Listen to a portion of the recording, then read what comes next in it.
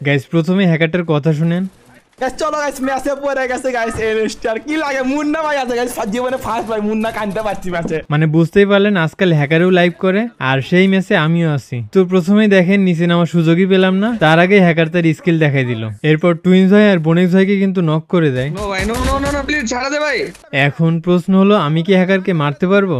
তো চলেন দেখা যাক। আমি এখান থেকে রিভাইভ পেয়ে হ্যাকারকে মারার প্রস্তুতি নিতে থাকি, কিন্তু তার আগেই হ্যাকারের এন্ট্রি। হ্যাকারের গেম থেকেও দেখেন মুন্না আছে, মুন্না 10 কে আছে গাইস আমার সামনে।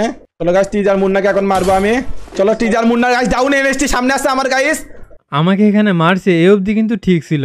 তারপর দেখেন এনএসটি ডাউন গাইস, এনএসটি কে গাইস ইমোট মানে ইমোট কি ভাই? মানে ইমোট দেখাইতেছে। তারপর হ্যাকার ইন্টারেস্টিং একটা কথা বলে, ভাই এদের দেখে আমার ভয় লাগে, কারণ আছে কি এদের পিসি বুঝছো সেই, আর এরা গেম প্লে ওদের ভালো। তুমি যতই প্যানেল লাও কায়দা ছাড়া ভাই এদের সামনে টিকতে পারবে না তুমি। মানে ভাই হ্যাকারেও নাকি ভয় পায়। তো এরপর রিভাইভ পেয়ে পিকেতে আসি। এখন হ্যাকার আবার আসতেছে আর আমি একটাই সুযোগ পাবো, সেই সুযোগেই মারতে হবে নইলে মরতে হবে। ওরা কাছে আমাকে এই ম্যাচে মারতে পারবে না, আমি এটা শিওর আছি।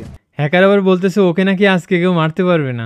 তারপর দেখেন 100% শিওর আমি স্টিমাররা করতেছে কোন জায়গায়। আল্লাহ আমার ডাউন করেছে মুন্না।